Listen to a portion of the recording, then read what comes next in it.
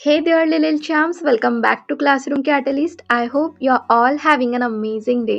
So आज हम करने वाले हैं क्लास 3 हिंदी बिना बुक का चैप्टर 5 आम का पेड़। तो ये स्टोरी है सौरभ और एक छोटे से आम के पेड़ की जो धीरे धीरे बड़ा होता है बिल्कुल हमारे जैसे। तो ये स्टोरी हम आज पढ़ने वाले। और हाँ, क्लास 3 हिंदी के और भी चैप्टर्स और पोम्स के वीडियोस चैनल पर अपलोड हो चुके हैं। अगर आपने अब तक उन्हें नहीं देखा है तो उनके लिंक्स आपको ना डिस्क्रिप्शन में मिल जाएंगे या फिर आप प्लेलिस्ट भी चेक कर सकते हैं। क्लास 3 हिंदी वीना नाम से प्लेलिस्ट बनी है चैनल पर, आपको वहां पर सारे चैप्टर्स पोम्स के वीडियोस मिल जाएंगे। चलिए अब देखते हैं आम के पेड़ को। तो यहाँ पर ये जो बॉय है ये कौन है? ये सौरभ है ना। चलिए अब इसे रीड करते हैं।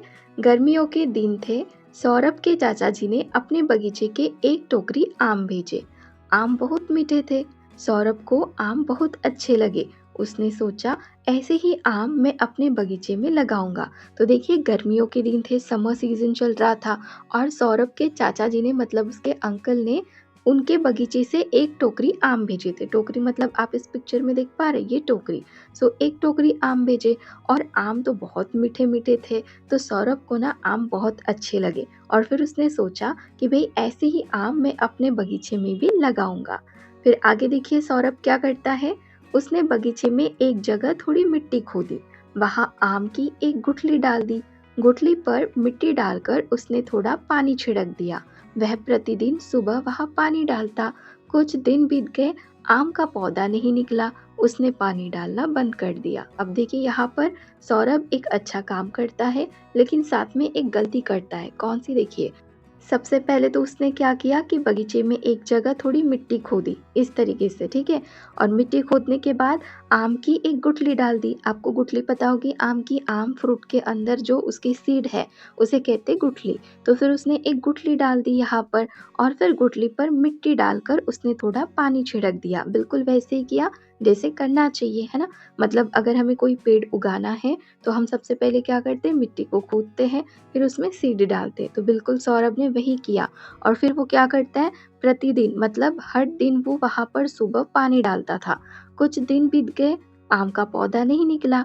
फिर उसने पानी डालना बंद कर दिया। उसने कुछ दिन तक ये काम किया लेकिन फिर आम का पौधा वहां से निकला ही नहीं। तो वो परेशान हो गया, सैड हो गया और उसने वहां पर पानी डालना बंद कर दिया। अब आगे देखिए क्या होता है।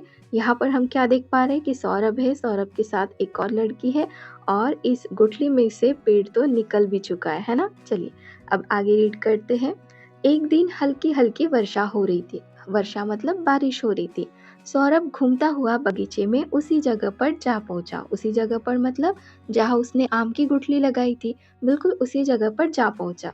सामने ही लाल लाल कोपलों वाला नन्हा सा पौधा लगा था। लाल लाल कोपलों वाला मतलब इसके जो शुरुआत में लीव्स आते हैं ना वो रेड रेड कलर के रहते हैं। तो इसीलिए कहा है कि लाल लाल कोपलों वाला एक नन्हा सा मतलब छोटा सा पौधा लगा था। पौधा देखते ही सौरभ प्रसन्न हो उठा। प्रसन्न मतलब वो हैप्पी हो गया और पौधा निकल आया कहते कहते वह अंदर भागा। अपनी छोटी बहन प्रिया का हाथ पकड़कर उसे बगीचे में ले आया। तो वो छोटी लड़की कौन है? उसकी बहन प्रिया। तो वो पौधा निकल आया, पौधा निकल आया ऐसे कहते कहते अंदर गया और अंदर से अपनी छोटी बहन को बाहर लेकर आया। पौधा देखकर प्रिया भी खुशी से उछल पड़ी। सौरभ बोला, ये पौधा मैंने लगाया है, क्योंकि उसे जगह पता थी ना कि उसने कहाँ लगाया था और बिल्कुल उसी जगह पर पौधा उगाया था। तो वो कहता है कि ये पौधा मैंने लगाया है, ये आम का पौधा है, इसमें खूब मीठे आम लगेंगे। दोनों भागे भागे पिताजी के पास गए। अब पौधा निकल आया देखकर दोनों बहुत ज़्यादा खुश थे। तो सौरभ बताता है अपनी बहन को कि ये आम का पौधा है और फिर इसमें खूब मीठे मीठे आम लगेंगे, क्योंकि उसने जो गुठली डाली थी वो भी तो मीठे मीठे आम की थी, है ना, इसीलिए। तो दोनों भागे भागे अपने पिताजी मतलब अपने पापा के पास जाते हैं और इस पर उनके पिताजी क्या बोलते हैं, क्या बात है, आज तुम दोनों बहुत प्रसन्न हो, मतलब बहुत ज़्यादा हैप्पी लग रहे हो।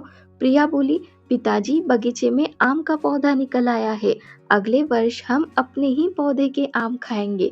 प्रिया बहुत ज़्यादा खुश होकर क्या कहती है कि पिताजी बगीचे में ना आम का पौधा निकल आया है और अगले साल, यहाँ पर वर्ष मतलब ईयर, ठीक है, साल, तो अगले साल हम अपने ही पौधे के आम खाएंगे। उसकी बात सुनकर पिताजी हंसे, लेकिन ये बात सुनकर उनके जो पिताजी थे वो हंस पड़े थे। क्यों हंसे होंगे, आपको रीजन पता है? चलिए आगे देखते हैं। वे प्यार से बोले, देखिए क्या समझाते पिताजी, छोटे से पौधे को बड़ा होने में बहुत समय लगेगा, 4-5 वर्ष में ये एक बड़ा पेड़ बन जाएगा। इसका तना मोटा होगा, बड़ी बड़ी शाखाएं होंगी, तब इसमें आम लगेंगे। क्योंकि प्रिया का कहना क्या था कि अगले साल से ही हम आम खाएंगे, तो ऐसा नहीं होता है। पिताजी ने क्या समझाया कि छोटे से पौधे को बड़ा होने में बहुत समय लगता है, 4-5 वर्ष लग जाते हैं, फिर एक बड़ा पेड़ बनता है और फिर इसका तना मोटा होने लगता है, उसका जो स्टेम है वो बड़ा होता है, उसकी शाखाएं मतलब ब्रांचेस, टहनियाँ जो है वो बड़ी बड़ी हो जाती है और फिर उस पर आम लगते हैं। ऐसा किसने बताया? पिताजी ने बताया। तो ये सुनकर प्रिया थोड़ी उदास हो गई, मतलब सैड हो गई। पर सौरभ तुरंत बोला, कोई बात नहीं, हम पौधे की देखभाल करेंगे, एक दिन हम इसके फल अवश्य खाएंगे। लेकिन अपनी बहन को उदास होते देखकर सौरभ क्या कहता है कि कोई बात नहीं, हम पौधे की अच्छे से देखभाल करेंगे 4-5 वर्ष तक और फिर हम सभी मिलकर इसके फल अवश्य खाएंगे। तो यहाँ पर ये जो प्यारी सी स्टोरी थी आम का पेड़, ये कंप्लीट हो जाती है। तो इस कहानी से हमें क्या सीखने को मिला? धैर्य रखना ज़रूरी है। जैसे सौरभ ने आम का पौधा लगाया और उसे धीरे धीरे बड़ा होने दिया, वैसे ही जीवन में अच्छे फल पाने के लिए समय और सब्र की ज़रूरत होती है। और एक सीख मिलती है हमें इससे कि प्रकृति से प्रेम करें। पेड़ पौधे लगाना और उनकी देखभाल करना हमें सिखाता है कि हमें प्रकृति की रक्षा करनी चाहिए और मेहनत का फल मीठा होता है। अगर हम मेहनत और लगन से किसी चीज़ की देखभाल करें तो एक दिन उसका फल ज़रूर मिलता है। एक और सीख मिलती है हमें इस चैप्टर से, कौन सी? आशावादी रहना चाहिए। प्रिया उदास हुई लेकिन सौरभ ने उम्मीद नहीं छोड़ी। हमें भी हर स्थिति में आशा बनाए रखनी चाहिए। अब आगे है इसके कुछ क्वेश्चन आंसर्स, तो ये हम नेक्स्ट वीडियो में डेफिनेटली कवर करेंगे।